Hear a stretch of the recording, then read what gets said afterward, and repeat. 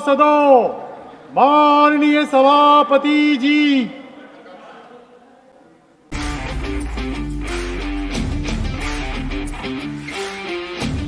P.Chidambaram,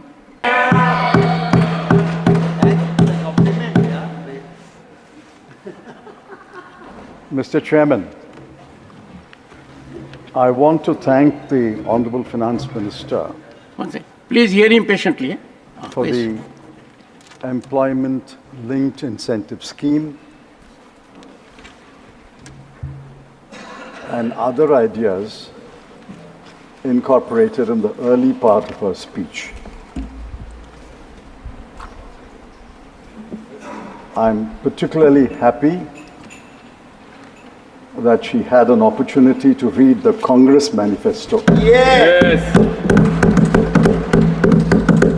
And she picked the good ideas on page 11, page 30, and page 31. I would respectfully urge my honorable friends in the Treasury benches to read the Congress manifesto so that in your party, especially the External Affairs Minister, in your party meetings, you can persuade the Honorable Prime Minister and the Honorable Finance Minister to take some more ideas from our manifesto. We'll be very, very happy to support you if you take those ideas. Copying is not prohibited in this house. In fact, copying is encouraged, copying is rewarded in this One house. second. One second. If you'll address the chair, it will Copying give a is- soothing feeling to me also. And that will be more appropriate, Mr. Chidambaram. Copying is encouraged and copying is rewarded in this house. So please copy a little more. Sir, I have 4 major themes, and I think I should be able to complete my submissions on each theme in about 4 or 5 minutes. The first is jobs. Unemployment is the biggest challenge. The Center for Monitoring Indian Economy has estimated all India unemployment rate in June 2024 as 9.2%. It may have come down. Now, earlier there was a production-linked incentive. When you introduce the employment-linked incentive, it must be for some reason. And I suspect the reason was that the production-linked incentive scheme did not create the kind of jobs that you wanted to create. So will the Honorable Finance Minister tell this House what is the outcome of the PLI? Once we know the outcome of the PLI, we can look ahead to what can be expected of the ELI. In fact, from paragraphs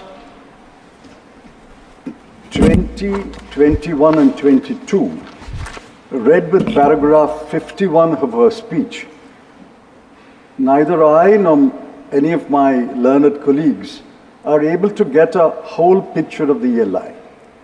It seems to us that paragraph 20 talks about the same target industries like paragraph 21, and paragraph 21 talks about the same target industries as paragraph 22. But in paragraph 51, we were suddenly let down when you said only 500 industries are selected. The numbers don't gel, the numbers don't match. Anyway, you have a ELI. It's an interesting idea, but it does not inspire confidence. And let me go on record to say it does not inspire confidence that you will be able to place 290 lakh people under the ELI that you have described. It should not turn out to be another election jumla like your 2 crore jobs. Now look at the magnitude of the unemployment problem.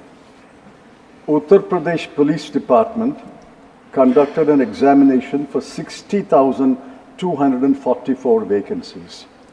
48 lakh persons applied and wrote that examination. It was cancelled a couple of days later. Air India wanted to fill 2,216 vacancies of handymen to do diverse jobs like repair and maintenance.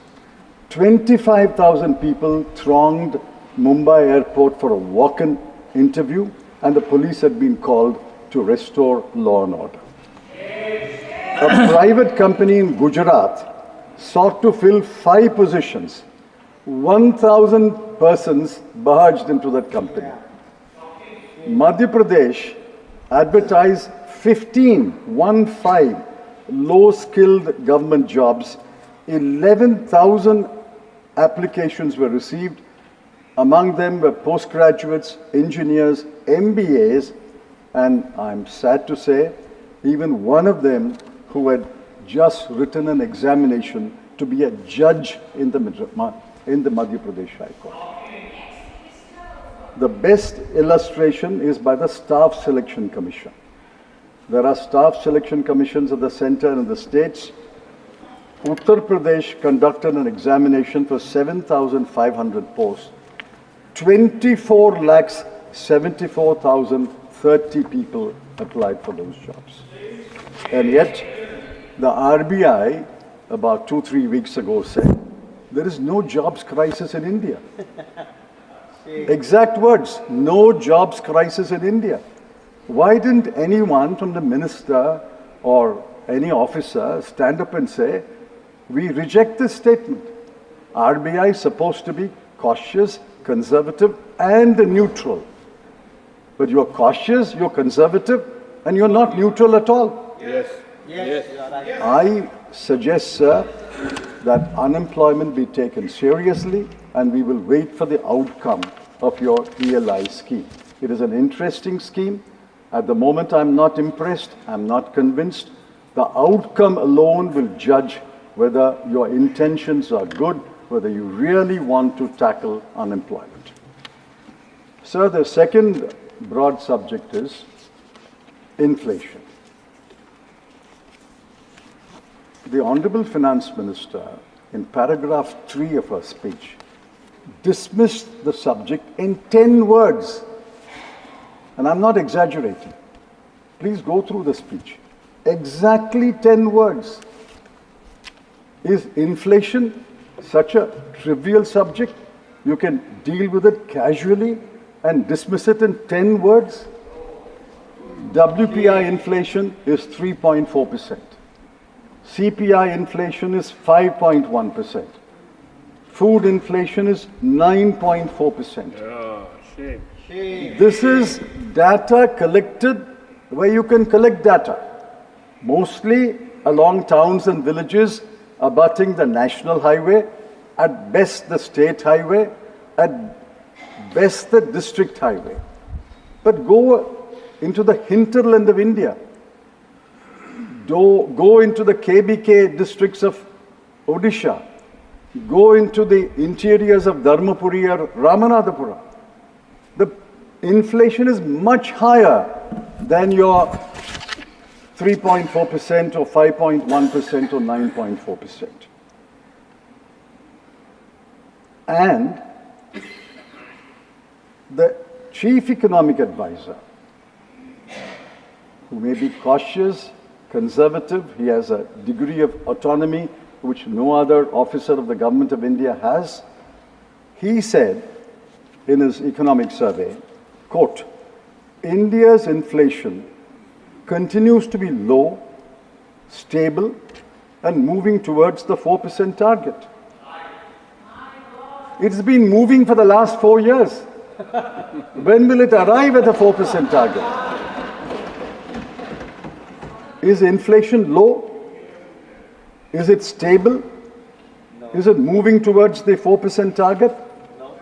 If it is moving towards the 4% target, why has the RBI not revised downward the bank rate fixed in June 2023. Yes, yes. This is the 13th month of a 6.5% bank rate. Bank rate is the good measure of where inflation is moving. If inflation is moving towards the 4% target, 4% is, the target is actually 4 plus or minus 2. It's not 4%.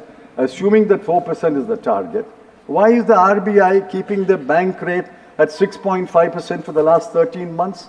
Why is the MPC, the Monetary Policy Committee, not willing to revise it downwards?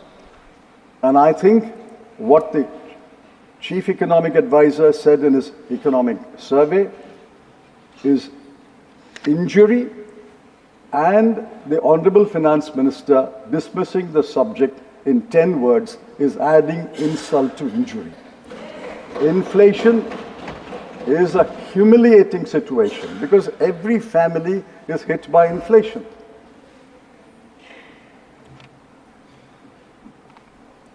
I warn this government, you are taking inflation not so seriously. The last set of by-elections punished you. You will not agree. But I think the last set of by-elections were out of 13 seats, 10 seats were won by the India bloc. These are punishment, a warning administered to you.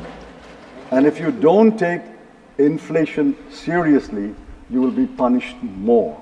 If you want to suffer the punishment, you're welcome to suffer the punishment. And in this situation, you claim that the growth was last year 8.2%. And this year it will be 6.5% to 7%. I'm not going into the macroeconomic analysis. Some of my colleagues will do that. I ask you, how do you arrive at this growth rate? You take the nominal growth rate and apply a deflator and arrive at the GDP. Sir, the House and you must know that the deflator that they have adopted for the manufacturing sector for last year is 1.7. When wholesale inflation is 3.4, when CPI inflation is 5.1, food inflation is 9.4, how do you adopt a deflator of 1.7? In fact, I want the Honorable Finance Minister to tell us what is the deflator you have adopted for manufacturing industry, what is the deflator you have adopted for industry and for agriculture, and what is the deflator you have adopted for services. Nominal growth is measurable, but your GDP in real terms is simply by adopting a deflator. And if you adopt a deflator, which several knowledgeable economists and experts throughout the world have severely criticized for the last 3 or 4 years, you will arrive at this rosy picture. You will adopt a deflator less than 1.7, you would not have arrived at 8.2, you would have arrived at 9.2. You adopt a deflator of 0.5, you will even cross 10%. So please tell us, what is the deflators you are adopting? Why are you adopting? And tell us what is the nominal growth rate and how do you arrive at these growth rates? These growth rates cannot be seen, but these growth rates can be felt by the people. Please, anyone moving around the people will know. The growth rate can be felt by the people. When there is impressive growth, when there is more goods and services, when prices are affordable, when there is money floating around in the market, when your pockets are jingling with coins or currency notes, you get the feeling that things are going all right in this country. Do you get that feeling? I travel at least 500,000 kilometers every month by road. I don't get that feeling. Does any honorable member from his constituency or state get the feeling that the people tell him, things are very good, things are very good, please go and tell the Prime Minister in Delhi, things are very good, we are very happy. Does anyone get that feeling? Nobody. Sir, the third subject is wages. Now, this is a serious matter.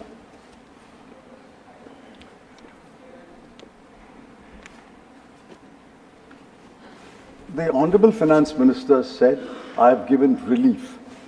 Who has she given relief to? I don't grudge the relief. She has given relief. But who? In 22-23, the last figure I was able to access, the number of taxpayers is 7.4 crore. It may have increased to 8 or 8.5 crore. Out of that, 65% have zero tax liability. They file a return, but no tax. Assuming that the 60% remains constant, of say 8 crore or 9 crore taxpayers today, 5.5 to 6 crore will be zero tax liability.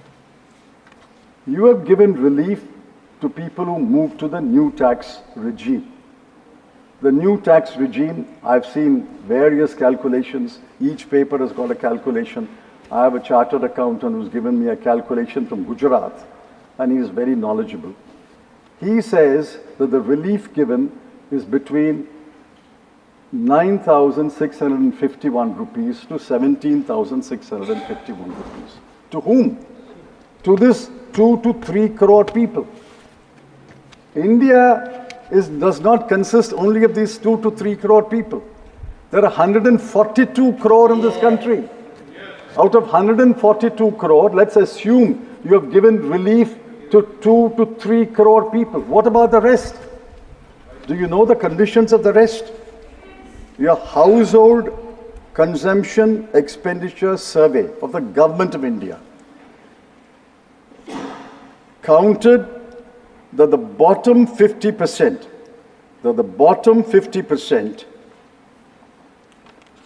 have 3% of the national wealth, 13% of the national income, and the monthly consumption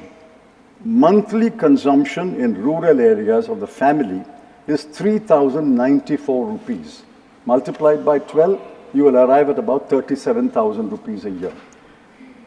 In urban areas, it's 4,963 rupees. Multiplied by 12, you get 60,000 rupees. So we have 50% of the population, monthly consumption expenditure, 50% is 71 crore, have a monthly consumption expenditure of between 36,000 rupees to 50,000 rupees. Are they rich or poor? This is the bottom 50, below the median. You go down to the bottom 20, go down to the bottom 10, they are even poorer. What is the relief for them? And the Niti Aayog chief executive officer says, India has virtually abolished poverty. Poverty cannot be more than 5%. Poverty cannot be more than 5% when you're talking about 71 crore people. 71 crore people, thankfully, is not 5%. Then India's population will be 1,400 crore. India's population is 142 crore. One half is 71. They are below the 171 crore. They are below the median, and this is the median income. Sir, I asked the Honorable Finance Minister, what is the relief given to them? Do you know that most of them are daily labor? 30 crore daily labor in this country. The others are irregular jobs. The regular jobs are only for about 17 to 25% of this country. All the rest are in irregular jobs or in daily labor. What is the relief given to them? in the World Hunger Index of 125 countries, we are 111. You may not accept the World Hunger Index, but the action that the government has taken, namely giving free food grade to 81 crore people, is a tacit admission that on the hunger index, we are very, very low. Forget the hunger index. 81 crore people, your own action shows that people cannot afford food. So, my last subject is federalism. What do we see around this country? All India service officers defy the directions and orders of the Council of Ministers of an elected government in Delhi. Funds are withheld from Kerala and West Bengal on one pretext or other. Borrowing limits of non-BJP states governments have been slashed. Tamil Nadu has been denied disaster relief assistance. I ask, why does the UPSC have to play a role in the appointment of the DGP of the state? Why should a state government not appoint the Vice Chancellor of state universities? And how did this government treat Andhra Pradesh and Bihar and Odisha before April? The same demand is there. The same Andhra Pradesh Reorganization Act is there. It was there. The Chief Minister was a different person. The same act, for 10 years, how did you treat them? For 10 years, how did you treat Bihar? When a leader wears one cap, you treat him one way. When he changes that cap and he wears another cap, you treat him another way. I don't grudge at all you're giving relief to Andhra Pradesh or Bihar. But what about the other states? We are a federal country. This is the death knell of federalism. If you pick and choose among states, you are the Union of India. You are the union government. You are the government of all the states. You cannot pick and choose one state and deny relief to another state. So finally, I thought the Honorable Finance Minister loved Tamil. I missed her quotes from either Thiruvalluvar or any other classic literature. Maybe she didn't have time to quote from a classic poet in Telugu or in Bhojpuri. Maybe she will in course of time. I want her to remember that she was born in Madurai. She had a schooling in Viluppuram and she had a college in Tiruchirappalli. And it is very painful, as the Chief Minister of Tamil Nadu pointed out, that not in one place in her 60-page speech did she mention the word Tamil Nadu or Tamil. I'm not saying mention only Tamil Nadu. Mention all states. Or mention all the states grouped together. How many times have you mentioned Bihar? How many times have you mentioned Andhra Pradesh? I have no grudge. But please remember that there are other states in India, other states of people, other states elect other governments, they vote against you. Please remember that. Finally, sir, I have 1 minute. I have 5 demands. 5 demands which I would urge the Honorable Finance Minister to copy from our manifesto. I demand this and I want answers. Respectfully, I ask the Honorable Minister to give us answers. If you don't answer this today or in the course of this session or subsequently, it is not as though these demands will die down. They will echo everywhere in India where the India bloc has a right to speak and write. First demand, we demand that a minimum wage of 400 rupees per day for every kind of employment. 2, we demand a legally guaranteed MSP.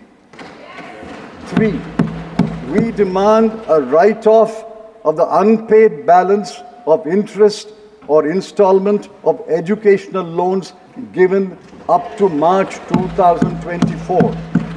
4, we demand the abolition, complete abolition of the Agnipath Agniveer scheme.